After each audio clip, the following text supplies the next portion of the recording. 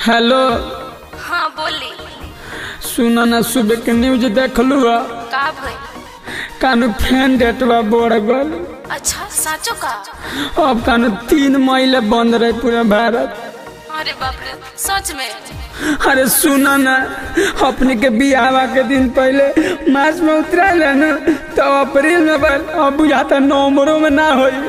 अरे हमरे माई के तो अपने टेंशन धैले बा कि दहेजो दिया गइल बा, पता ना बियाहवा होइबो करी कि ना। ता सुनो ना, एगो काम कइले भाग चल का। ना जी, अभी कहाँ गाड़ी बस चलता, कुछ दिन और सब्र करी।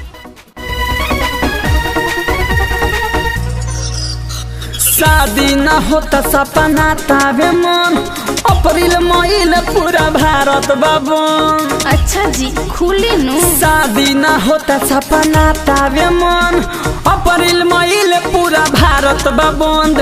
भागे चला शादी कोही कोले हो जाओ चल के। ई ना होई, हम हाथ मलता नु तो सुत मल के। अरे कथे से मलता रू, साबुन से कि सैनिटाइजर से? रुकल बा बियाह है कोरोना के चलते।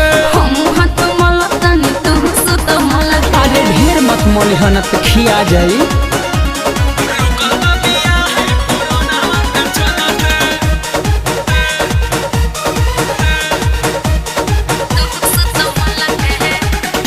कोइलो से नहीं होता वे कंट्रोल हो, घर ही बैठ के छिलो राजा तू हो। आई लुका के बोला मिले खराती में। ना ये दादा सब खुल जाई पोल हो, काहे माटी कोड़ले बनी? तू ने खुकोड़त का?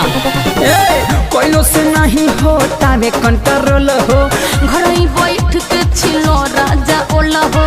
आई लुका के बोला मिले खराती में। ना ये दादा सब खुल जाई पोल हो। काट नहीं पावा तनी एक पलक के। बाबूजी खेला, हम हाथ मलता नी तू सुत मल के। अब हमरा सब के लेना रहे या तक के चू छोड़ दे। तू सुत मल के। रुकल बा बियाह है कोरोना के चलते।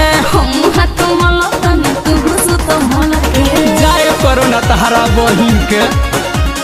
हम हाथ मलता नी तू सुत मल के।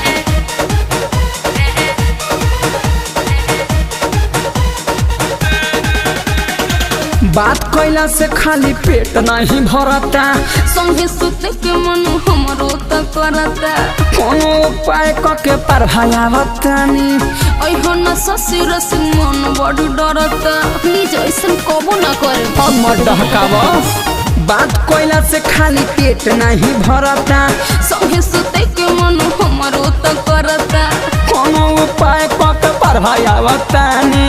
अइहो न ससुर से मन बड़ डरता। देह दुबारा तारही के तना संभल के। दूध पीही ना, हम हाथ मलता नी तू सुत मल के। अब केतना पी पियतिए तो पेट झरता।